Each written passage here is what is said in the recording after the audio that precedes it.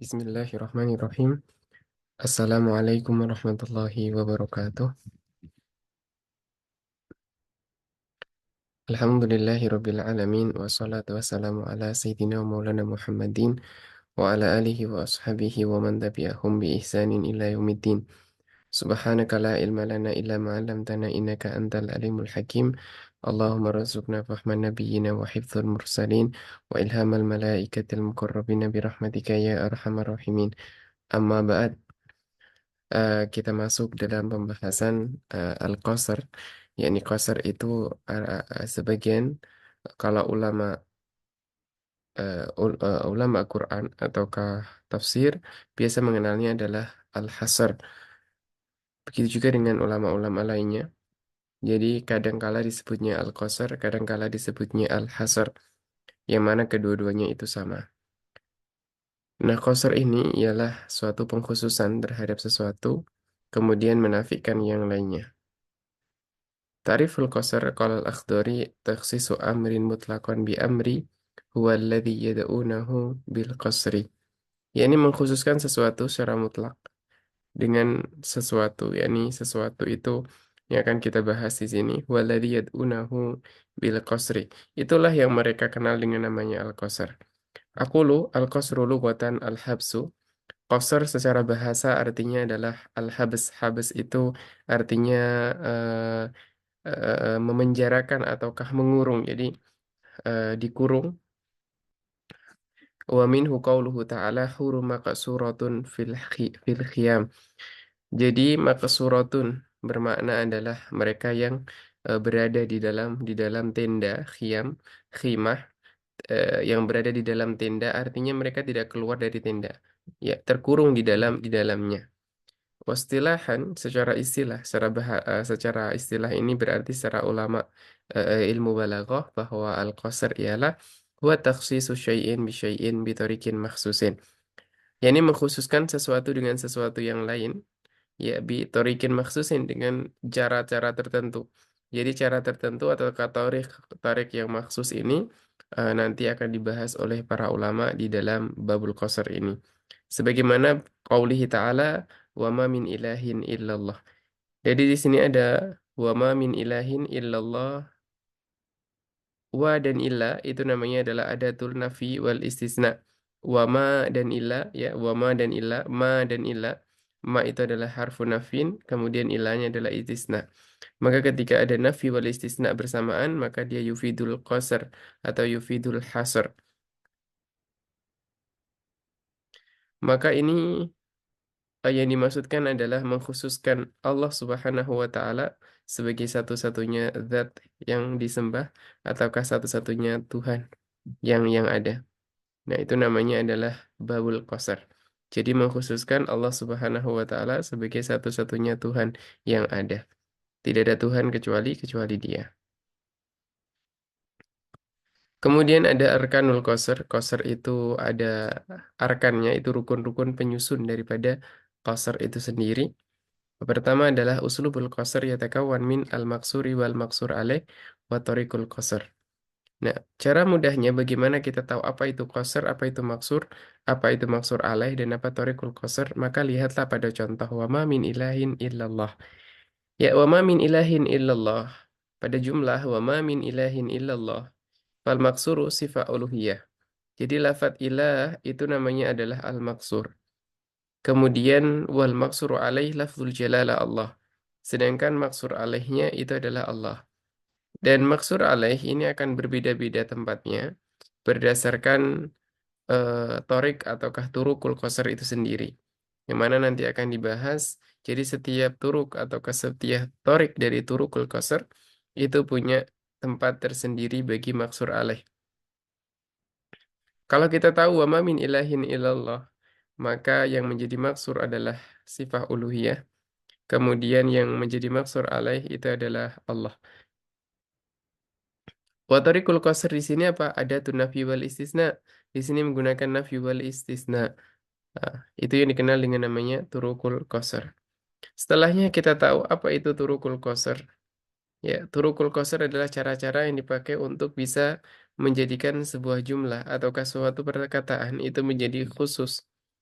Qala al-Akhdari wa adawatul qasri illa innama atfun wa taqdimun kama taqaddama. Di antara takdim, ya, di antara adawatun nasr, adawatul qasr itu ada illa, kemudian ada innama. Illa ini berarti menunjukkan kepada nafi wal istisna. Kemudian ada innama, kemudian ada ataf dan juga takdim mahakuhu ta'khir. Wa taqdimun kama taqaddama.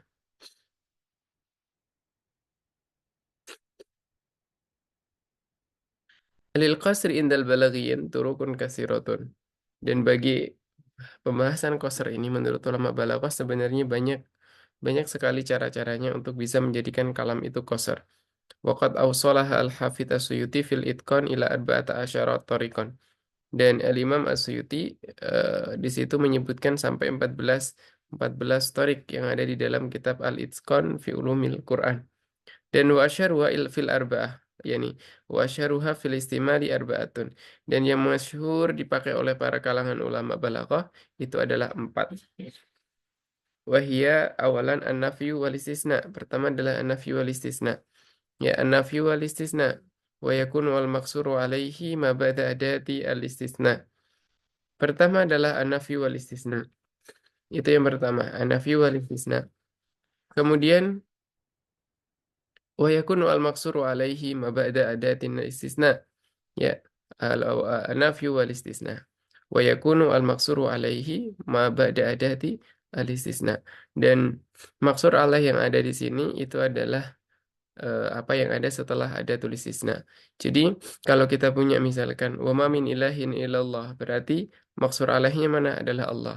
La ilaha illallah maksur alaihnya adalah Allah. Wa in wa in min syai'in illa indana khazainu. Maka khazainu ini sebagai apa? Sebagai maksur alaih. Wa qalu lan tamassana naru illa ayyaman ma'dudatan. Maka ayyaman ini berarti sebagai maksur alaih. Jadi adat nafyul istisna itu yang menjadi maksur alaih adalah setelah adat istisna. Dan nafyu adapun penafian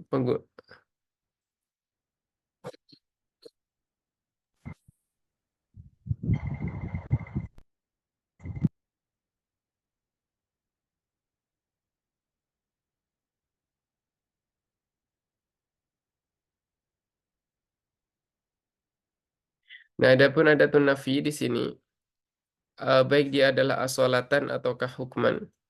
Asolatan berarti maknanya adalah asli. Asli dia memang dari sejak awal ya yaitu memiliki makna an-nafi.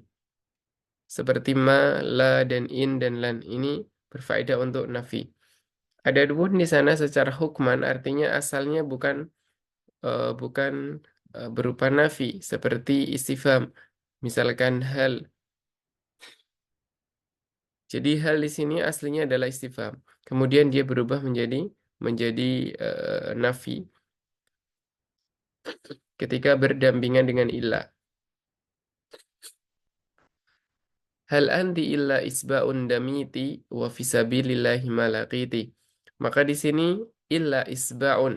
Maka isba' sebagai maksur alai, anti sebagai maksur. Wa man yaghfiru dzunuba illallah, ya wa man yaghfiru dzunuba illallah. Maka man di sini itu adalah yang ada tunafinya. Sedangkan illa di sini adalah sebagai istisnanya. Kemudian Allah Subhanahu wa taala di sini sebagai apa? Sebagai em, maksur alaih.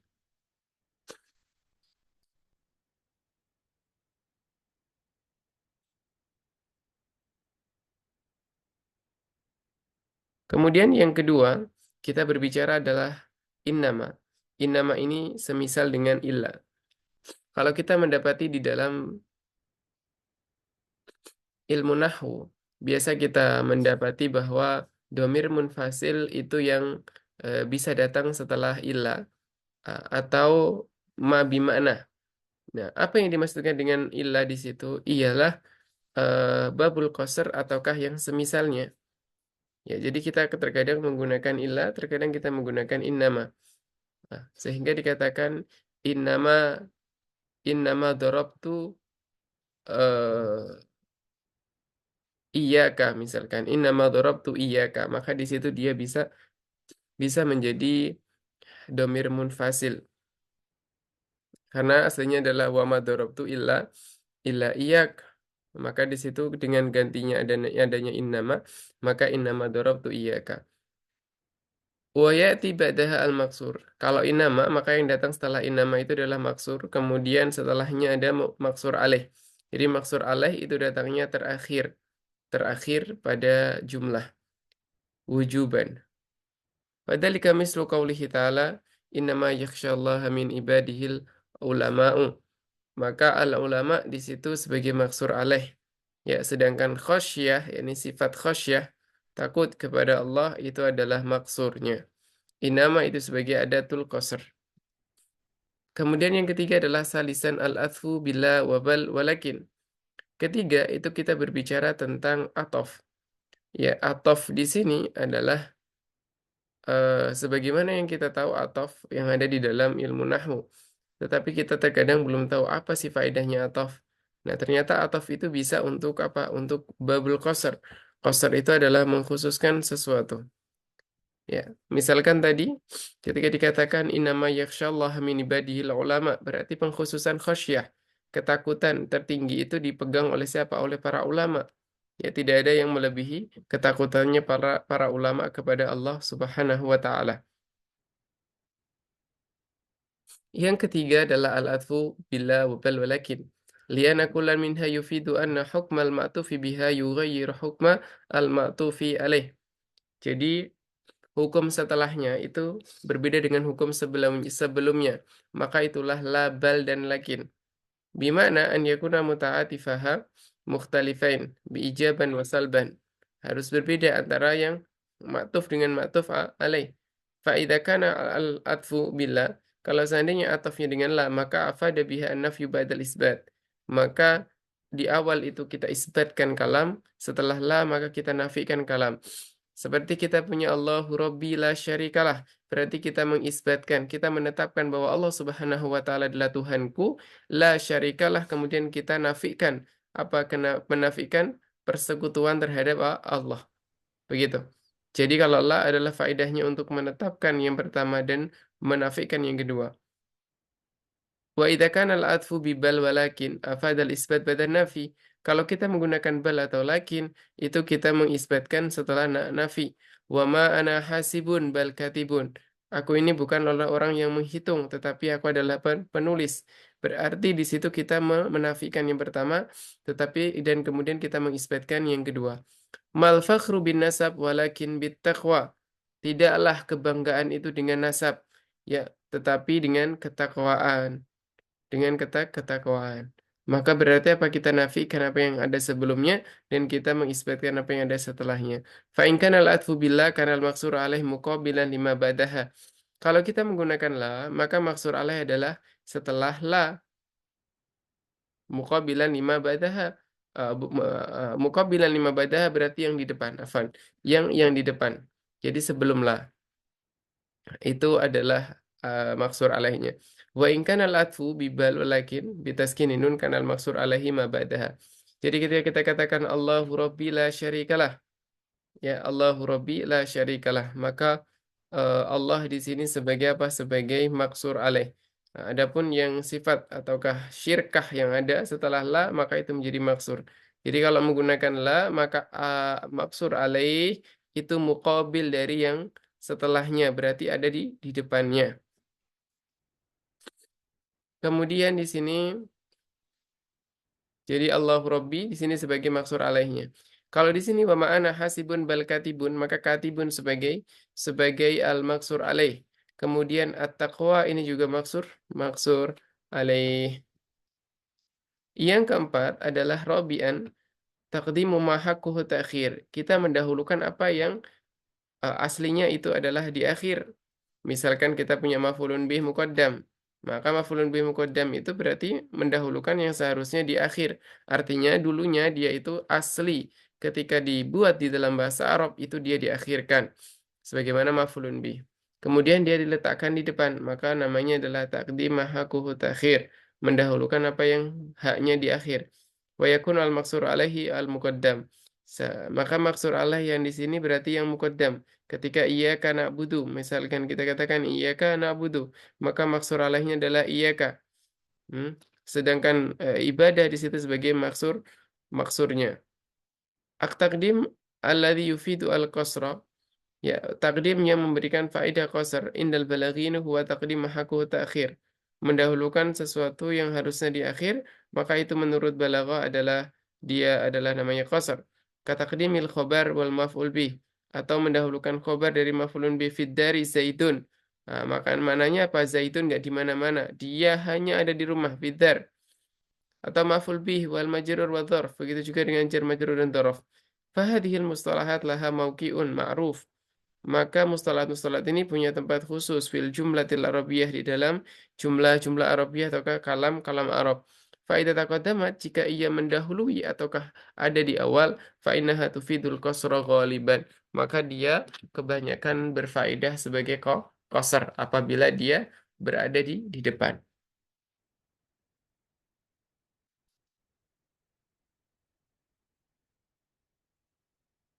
Kata qdimil khobar alal mubtada, sebagaimana mendahulukan khobar atas mubtada. Ai taqdimul musnad alal musnad ilaih. Yakni kita punya namanya musnad, kita punya namanya musnad ilaih. Mubtada itu namanya musnadun ilaih. Sedangkan khobar itu adalah musnad. Kenapa sih mubtada dikatakan musnadun ilaih? Iya, karena kita menyandarkan khobar kepada mubtada, maka mubtada adalah musnadun ilaih. Wa min dzalika qauluhu ta'ala ilayya marji'ukum fa unabbi'ukum bima kuntum ta'malun. Berarti di sini apa? Mendahulukan jar wa majrur yang mana dia sebagai apa? Muta'alliq kepada khobar mahdhuf. Maka di situ berarti ia apa? Memberikan taksis ataukah memberikan pemberitahuan bahwa tidak ada satupun tempat kembali kecuali kepadaku, yaitu Allah Subhanahu wa taala. Siapapun kalian, maka kalian akan dikembalikan kepadaku. Maknanya itu. Sehingga di situ dikatakan ilayya marji'ukum. Berbeda dengan ketika dikatakan marji'ukum ilayya, maka di situ adanya kemungkinan bahwa ada tempat lain untuk kembali selain kepada Allah. Tapi ketika sudah didahulukan ilayya marji'ukum, maknanya tidak ada tempat kembali lain selain Allah Subhanahu wa taala.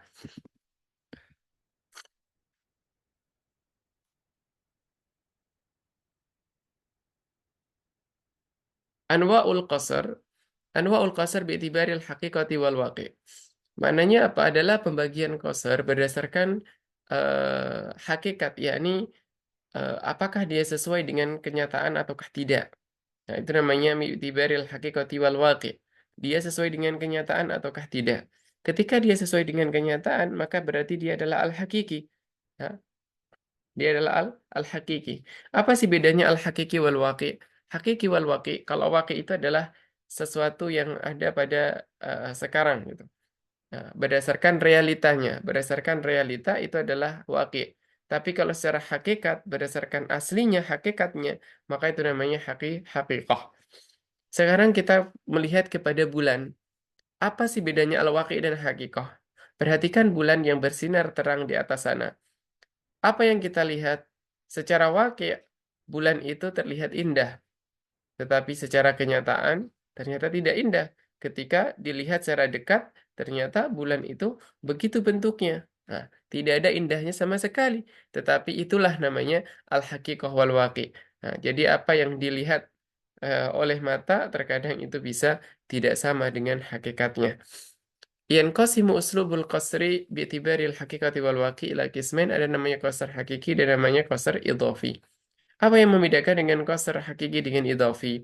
Awalan, pertama, al-qasrul hakiki huwa ayyakuna al-gharadu atau ayyakuna gharadul mutakallim takhsis al-maqsud bimaksur alaih binadhari ila haqiqati wal waqi' bihaitsu la yata'addahu ila ghairihi aslan.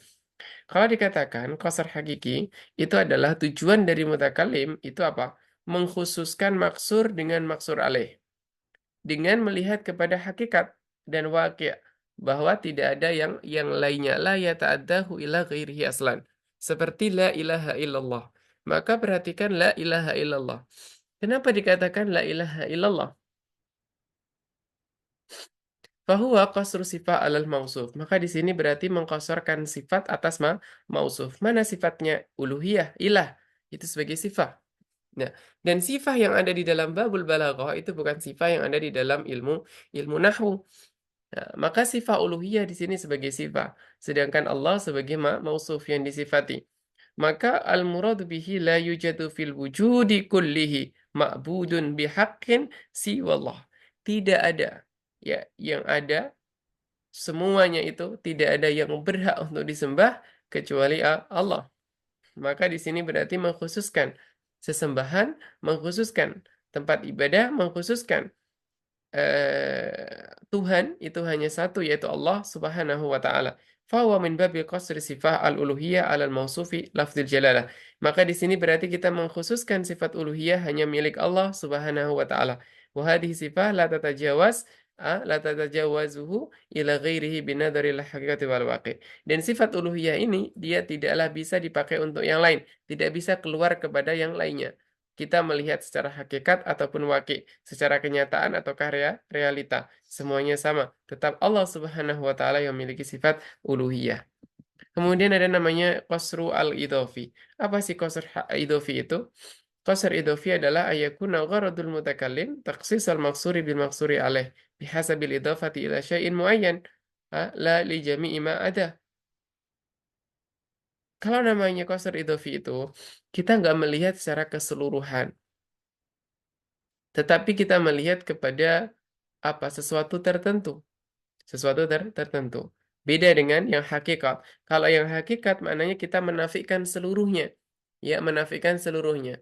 Misalkan dikatakan la ilaha illallah berarti artinya sifat ketuhanan itu hanya milik Allah, dinafikan untuk seluruhnya. Tapi kalau kita katakan masyauqi ila syair, tidaklah syauqi itu kecuali seorang penyair, maka di sini namanya idhofi artinya apa? Artinya di sini kita menetapkan sifat syairiyah kepada si syauqi, yakni syauqi dhaif. Tetapi kita tidak juga menafikan bahwa di sana ada loh sifat syauqi yang lain, gitu. Fahuwa qasru mausuf ala asifah.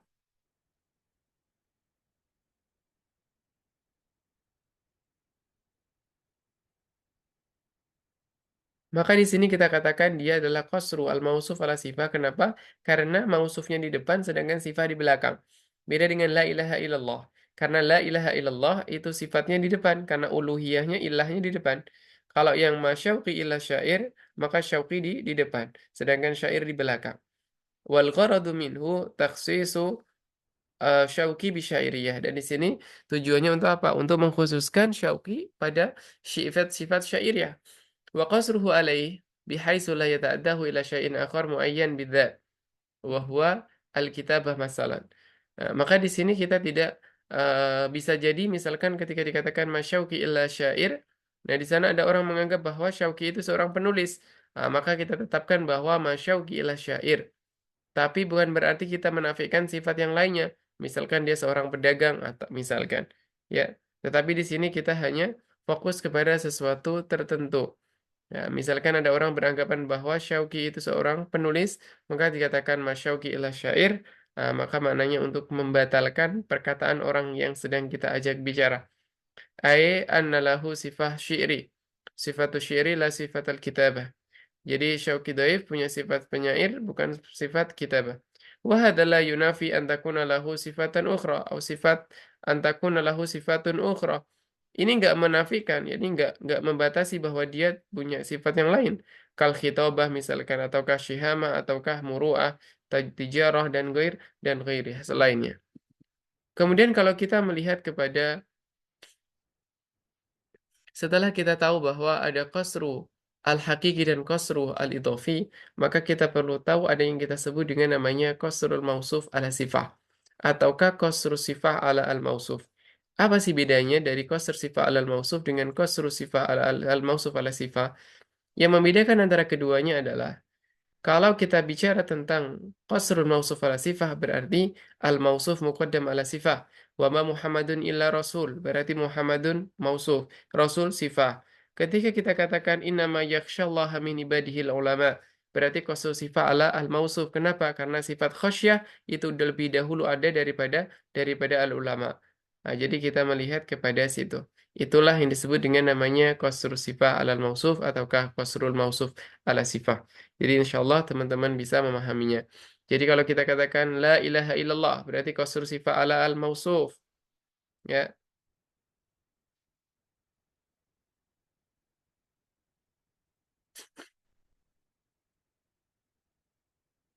maka wabihada fa inna mafhum sifah fi hadzal bab fi yani fi babil qasri fil balaghah takhtalifu tamaman an mafhumiha fi babil sifah ay an fi nahwi. Jadi beda sifat yang ada di sini dengan sifat yang ada di nahwu.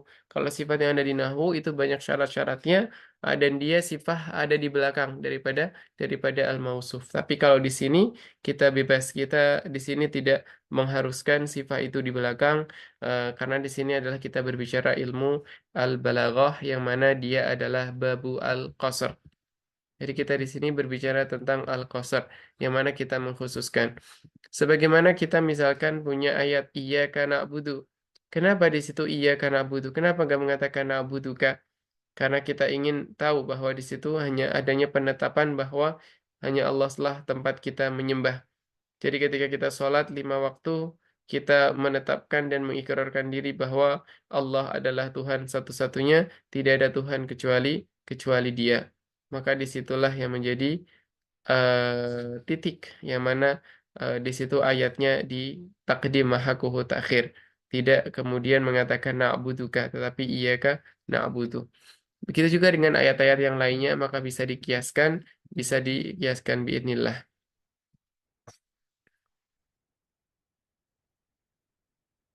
Kemudian kita ada namanya babu ar-rabi yaitu adalah babul waslu wal fasl.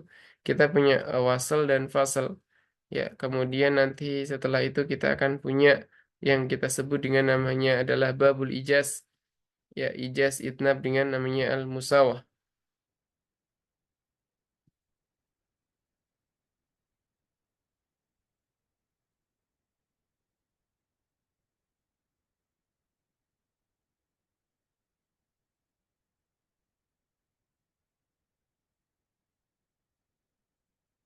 Ada wasl dan fasl.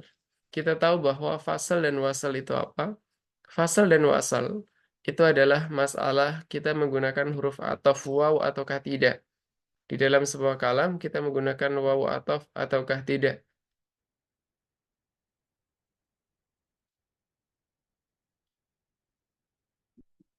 Menggunakan wawu ataf itu dinamakan dengan wasal, sedangkan tidak menggunakan namanya adalah fasal. Untuk fasal itu punya 3 tempat asli punya 5, tapi di sini diringkas menjadi 3. Nah, yang 2 itu terkadang di sebagian kitab disebutkan, sebagian tidak. Pertama ada namanya kamalul ittisal. Apa yang disebut dengan namanya kamalul ittisal? Kamalul ittisal itu adalah ayyakuna bainal jumlatain ittihadun tam. Ini antara dua jumlah itu haruslah sempurna. Kedua-duanya punya hubungan yang kuat. Ya, wadzalika bi an takuna al jumlatu tsaniyah taukidan lil ula. Contohnya misalkan jumlah yang kedua itu merupakan taukid untuk jumlah yang pertama atau sebagai bayan. Jumlah yang kedua sebagai bayan yang pertama atau jumlah yang kedua termasuk badal dari yang pertama. Wa yuqalu hina idin inna bainal jumlataini kamalul ittisal. Maka dengan demikian kita sebut bahwa dia adalah kamalul ittisal. Ya, kamal itu maknanya sempurna, ittisal itu maknanya menyambung. Jadi persambungan yang sempurna. Famisalul awal, contohnya misal awal itu berarti yang taukid lil ula. Famahidil kafirina amhilhum ruwaida. Jadi jumlah amhilhum ruwaida itu termasuk dari taukid untuk perkataan famahidil kafirin. Wasani, dan yang kedua qauluhu ta'ala fawaswasa ilaihi syaitan qala ya adamu hal adulluka ala syajaratil khuldi wa mulki la yabla. Fawaswasa ilaihi syaitan, yakni syaitan memberikan waswas kepada Nabi Adam. Apa sih was-was yang diberikan oleh syaitan? Maka dibayan ataukah dijelaskan? Yaitu apa? Situ, yaitu perkataannya iblis ketika mengatakan qala ya Adam hal aduluka ala syajaratil khuldi wa mulki la yabla. Maka itulah yang menjadi bayan ataukah penjelas dari was-wasnya syaitan kepada Nabi Adam alaihi assalam. Wasalisu, dan yang ketiga adalah qauluhu ta'ala yudabbirul amra yufassirul ayat. taukid. Ya, di sini sebagai badal. Kalau yang tadi sebagai bayan, sekarang sebagai badal. Badal berarti menggantikan. Yudabbirul amr yufassilul ayat. Jadi yufasil ayat itu badal ataukah sebagai makna dari yudabbirul amr. Nah, jadi yudabbirul amr di antaranya adalah yufasilul ayat. Maka di sini badalul ba'di min kul. Kalau kita lihat. Sehingga ia tidak dikasih waw atof. Tidak dikasih waw atof. Yang kedua adalah syibhu kamalil ittisal. Apa yang disebutkan dengan syibhu kamalil ittisal? Yakni menyerupai dengan kamalul ittisal. Huwa ayakun al-jumlatu as-saniyah. Yakni antakun al-jumlatu as-saniyah. Jumlah yang kedua, jawaban an su'alin. Merupakan jawab dari suatu pertanyaan. Yufhamu minal jumlatil ula. Yang kita pahami dari jumlah yang pertama. Wa yuqalu hina idin inna bainal jumlataini syibhu kamalil ittisal. Maka dua jumlah ini namanya syibahu kamalil ittisal. Kaqaulihi subhanahu wa ta'ala, walaqad ja'at rusuluna Ibrahim bil busyra. Tatkala datang kepada Nabi Ibrahim, rusuluna, yakni para utusan kami, malaikat, bil busyra, dengan kabar gembira, qalu salama. Maka mereka mengatakan, para rasul utusan Allah, yaitu adalah malaikat, qalu salama, mengatakan assalamualaikum. Qala salamun. Nah, kemudian Nabi Ibrahim pun menjawab salam, yakni waalaikumsalam begitu. Maka berarti perkataannya Nabi Ibrahim ini merupakan jawab dari perkataannya malaikat qalu salamah. Maka tidak perlu adanya ataf. Namanya syibahu kamalil ittisal. Yang ketiga adalah kamalul inqita' bila iham. Mana kamalul inqita' berarti jumlah yang munqati', yakni jumlah yang berbeda antara jumlah pertama dengan jumlah yang kedua. Wa huwa ayyakuna bainal jumlataini tabayun tabayunun tam.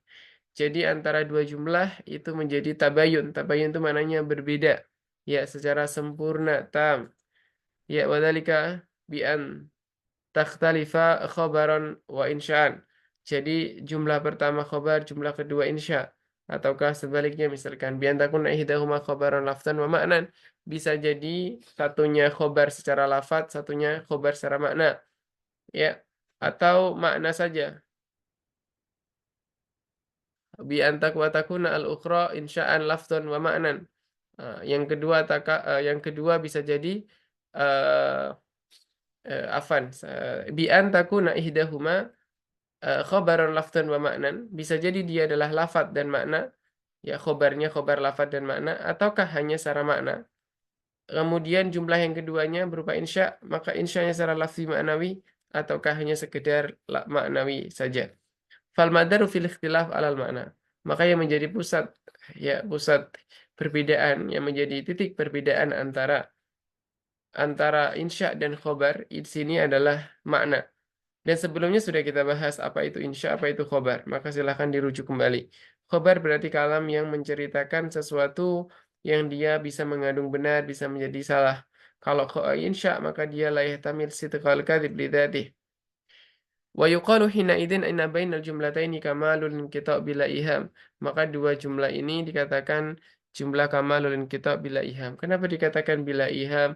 Karena di situ dengan dua kalimat yang berbeda dengan jumlah yang berbeda, satunya adalah khobar, satunya insya, maka jangan sampai adanya iham. Iham itu apa? Iham itu adalah pemberitahuan ataukah membuat orang lain itu menjadi tidak faham ataukah menjadikan orang lain salah di dalam memahaminya. Kaqaulihi ta'ala wa aqsitu. Wa aqsitu itu apa? Fi'il amar. Fi'il amar itu berarti insya. Innallaha yuhibbul muqsitin. Maka innallaha yuhibbul muqsitin di situ berarti tidak ada kesalahpahaman di dalam memahami wa aqsitu innallaha yuhibbul muqsitin. Dan begitu juga wa aqsitu adalah jumlah al-fi'liyah yang berupa tolab, sedangkan innallaha yuhibbul muqsitin adalah jumlah ismiyah yang berupa khobar. Maka di sini namanya kamalulin kita bila iham. Yang selanjutnya adalah mawadi'ul fasli. Mawadi'ul wasli ini apa? Mawadi'ul wasli ini adalah wasl, berarti adanya atof dengan waw. Yang pertama adalah kamalulin kita ma'al iham, yakni kedua kalam itu terputus. Satunya khobar, satunya insya. Tapi ketika tidak ada wawu, maka menjadi waham. Waham itu apa? Menjadikan orang mendengar salah paham. Ya, misalkan ketika dikatakan la, ya khilafal maksud nahu la. Ketika dikatakan la, syafahullah. Ya. Jawaban iman sa'ala, hal naqiha Muhammadun an maradih? Apakah Muhammad sudah sembuh dari sakitnya? Nah, misal. Kemudian kita jawab la syafahullah. Kalau seandainya tidak ada waw atof, maka menjadi apa? Menjadikan nafi kepada apa? Kepada doa. Artinya semoga Allah tidak menyembuhkannya. Kalau kita katakan la syafahullah. Tapi ketika kita tambahkan atof, berarti maknanya apa? Tidak. Artinya Muhammad belum sembuh. Wa syafahullah, dan semoga Allah memberikan kesembuhan terhadapnya. Maka ini namanya adalah iham. Saya kira dengan contoh yang kedua ini bisa difahami apa yang disebut dengan namanya iham. Karena menjadikan salah faham ketika tidak dikasih wawu ataf. Berbeda dengan tadi wa aqsitu innallaha yuhibbul muqsitin, maka itu tidak ada al-iham. Yang kedua adalah atawasud bainal kamalain ma'adami al-mani'. Tawasud yakni pertengahan antara dua kamal. Dua kamal itu berarti kamal inqita dan kamal ittisal. Ya, tapi dengan adamin mani, tidak ada penghalang. Idza ittahadatil jumlatani fil khabariyati wal insya'iyah. Ketika dua jumlah sama, khobar-khobar, insya-insya. Lafzan wa ma'nan au ma'nan faqat. Walam yakun hunaka sababun yaqtadil fasla bainahuma. Dan gak ada sesuatu yang menuntut dia untuk menjadi fasal. Maka dia dikasihlah waw ataf. Wa kanat bainahuma munasabatun tam fi al-makna. Keduanya punya hubungan makna yang kuat. Seperti innal abrara lafi na'im wa innal fujjar lafi jahim. Maka di situ innal abrara lafi na'im jumlah khobariyah, summa wa inna al fujjara lafi jahim itu juga jumlah al khobariyah. Dan tidak ada penghalang ataukah di situ tidak ada penghalang antara keduanya untuk bisa menggunakan waw. Karena tidak ada waham. Ya, yukhrijul hayya minal mayyiti wa yukhrijul mayyita minal hayyi wa yuhyil arda ba'da mautiha. Maka huruf waw yang ada di situ itu bisa menjadi namanya kita pakai dengan bahasa adalah wasal. Yang mana wasal itu artinya apa? Artinya wasal itu berarti ia menggunakan wawu atau pada jumlah itu namanya wasal.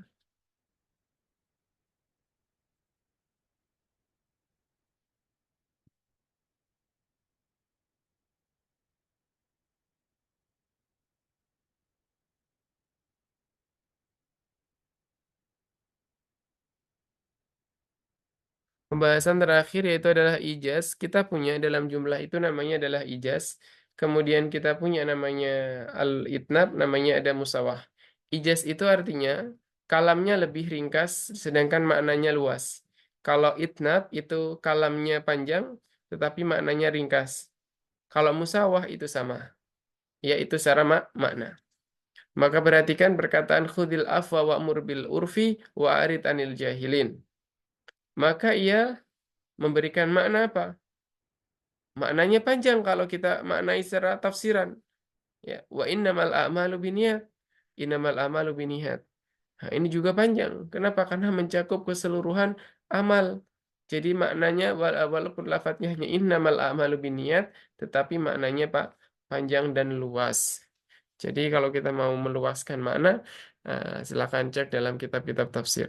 Kita nggak cukup waktunya. Aqsamul ijaz. Ijaz ada dua, ada ijaz bil qisar, ada ijazu bil hadfi. Kalau ijaz bil qisar maknanya meringkas kalam dengan bahasa yang ringkas. Ya, walakum fil qisasi hayatun ya ulil albab. Bagimu di dalam kisos itu ada kehidupan. Panjang ini maknanya. Ketika seseorang mengetahui bahwa orang yang membunuh akan dikisos, maka ia akan memperhatikan bagaimana kelanjutan kehidupannya. Maka dia tidak akan berani untuk membunuh orang lain karena dia akan memikirkan dengan kehidupannya setelahnya, bagaimanakah kehidupan dunianya, bagaimanakah kehidupan akhiratnya, apa yang ditinggalkan olehnya. Kemudian bagaimana dengan anak istrinya? Panjang sekali di dalam maknanya. Sehingga lafadz walakum fil qisasi hayatun itu namanya al-ijazu bil qisar. Kalau kita berbicara ijazu bil hadfi, artinya apa? Artinya dalam sebuah jumlah, itu ada yang dihapus. Maka itu namanya adalah ijazu bil hadfi. Saya punya alil qaryah. Bertanyalah kepada qaryah, kepada desa. Maka itu artinya apa? Ada sesuatu yang mahdhuf. Was'alu atau was'al ahlal qaryah. Bertanyalah kepada penduduk negeri. Berarti di situ menghapuskan mudhaf. Kalau di sini fattabi'uni yuhibbukumullahu. Fattabi'uni maka ikutilah aku yuhibbukumullah. Ya, maka di sini berarti apa? Adanya sesuatu fa'in tattabi'uni jika kamu mengikuti aku yuhibbukumullah maka kamu akan dicintai oleh Allah Subhanahu wa taala. Jadi di situ menghapus ada tuh syarat yang ada pada sebelum itta au tattabi'uni atau ittabi'uni. Itu namanya ijazul hadaf. Jadi kita punya ijazul kisor, ada punya ijazul hadfi. Ya, jadi kitab ini memang ditulisnya ringkas, artinya hanya disebutkan beberapa masail saja, tidak meluas. Bagaimana Jurumiyah ketika ditulis juga dengan ringkas. Kenapa? Karena untuk pemula. Kalau kita sudah paham, di awal pembelajaran itu paham, maka silakan dibaca dengan kitab-kitab yang setelahnya. Tidak kita langsung membaca kepada kitab yang besar. Nah, sedangkan alitnab berarti kita memberikan takbir yang panjang, sedangkan maknanya itu sedikit begitu. Tetapi tentu li faidatin ya. Maka dikatakan at-ta'biru anil makna bilafdin zaidin li faidatin. Tetap untuk faidah. Karena kalau bukan untuk faidah ya nggak ada faidahnya dong disebutkan di dalam Al-Qur'an. Nah, kan begitu. Jadi penyebutannya itu adalah min babil faidah juga. Seperti perkataan Allah Subhanahu wa taala, qala rabbi inni wahanal admu minni washta'ala ra'su syaiba, maka di situ eh, ketika dikatakan Robbi inni wahanal admu minni, wahai Tuhanku, ya, ketika dikatakan aku ini sudah tua, aku ini sudah lemah, ya, sudah melemah tulang-tulangku. Washta'ala ra'su syaiba dan rambutku pun sudah beruban. Ini perkataannya panjang, padahal ketika dikatakan Robbi kabartu, wahai Tuhanku, sekarang aku sudah tua. Itu cukup sekali. Tapi kenapa di sini dipanjangkan? Ya, karena apa? Karena di situ adalah untuk min babil faidah. Di dalam ayat ini adalah untuk apa? Untuk menampakkan bahwa dirinya lemah, idharu dha'fi. Sebagaimana kita bahas di dalam ilmul ma'ani yang di awal pada babul isnad al-khabari. Di antara bentuk-bentuk itnab ada namanya itnab al-idhah ba'dal ibham. Ini menjelaskan sesuatu setelah mubham. Setelah sesuatu itu samar, maka dia dijelaskan.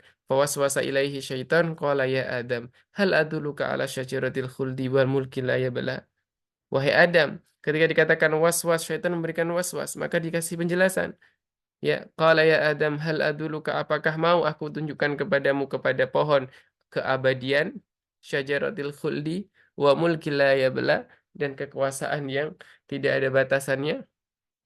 Nah, maka di situ berarti sebagai al-idah. Kedua adalah dzikrul khas ba'dal am, menunjukkan yang khusus ke setelah am. Seperti hafidhu ala sholawati wa sholatil wusta.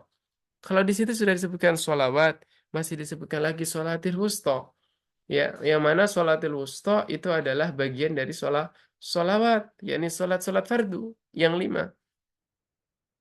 Dzikrul am ba'dal khas. Yang ketiga adalah menyebutkan yang umum setelah yang khas. Rabbi firli wali walidayya waliman dakhala baitiya mu'minan walil mu'mini wal mu'minat. Apa? Maka ketika disebutkan lil mu'minina wal Cek. mu'minat, maka ketika disebutkan al mu'minina wal mu'minat, maka di situ berarti pengulangan. Pengulangan dari apa? Yaitu adalah pengulangan dari kata-kata mu'minan. Ya, liman dakhala baitiya mu'minan. Berarti lil mu'minin wal mu'minat itu masuk ke dalam apa? Man dakhala baitiya mu'minan. Nah, tapi di situ apa? Li'ifadatil umum ma'al inayah. Ya, bisya'nil khas. Yang keempat adalah at-takrir. Takrir itu berarti mengulang. Seperti kala saufa ta'lamun, summa kala saufa ta'lamun. Berarti mimbabi ta'kid. Ya, takrirnya li ta'kid. Yang kelima adalah tadhyil, yaitu adalah ta'khibul jumlah bi jumlah ukhra. yakni meletakkan jumlah setelah jumlah. Nah, tetapi di situ memiliki makna ini litaukid juga. Wa qul ja'al haqqu wa zahaqal batil. Innal batila kana zahuqa. Perkataan innal batila kana zahuqa itu litaukid daripada perkataan wa zahaqal batil. Karena wa zahaqal batil sama sebenarnya innal batila kana zahuqa. Terakhir adalah al-musawah. Al-musawah ini merupakan kalam yang maknanya dengan tulisannya itu seimbang. Ya, seimbang, tidak ada tambah. Ya ta'diyatul makna al-murad bi ibaratin musawiyatin lahu duna an takuna alfaduhu zaidatan wala naqisatan sehingga lafadznya tidak bertambah, tidak berkurang. Wa idza ra'aital ladzi yakhuduna fi ayatina fa'arid anhum. Kalau seandainya engkau melihat orang-orang yang ya orang-orang yang tenggelam di dalam ayat-ayat kami, maka fa'arid anhum, maka jauhkan ini darinya, anhum darinya, maka berpalinglah kamu darinya, fa'arid anhum, maka kamu berpalinglah dari mereka. Sehingga kita mengetahui bahwa di dalam Al-Quran itu sangat banyak. Kita akan para masyayikh mengatakan begini. Kalau orang belajar ilmu balaghah tapi nggak membaca kitab tafsir, maka sebenarnya dia tidak mengetahui apa indahnya ilmu balaghah itu.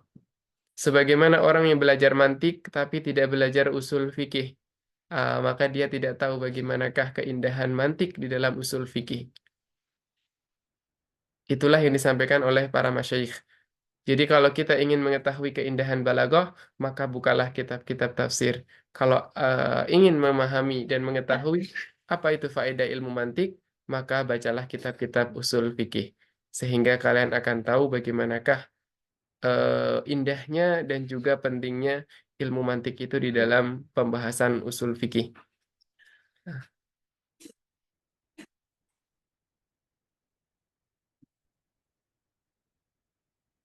Jadi sampai di sini kita pembahasan hari ini.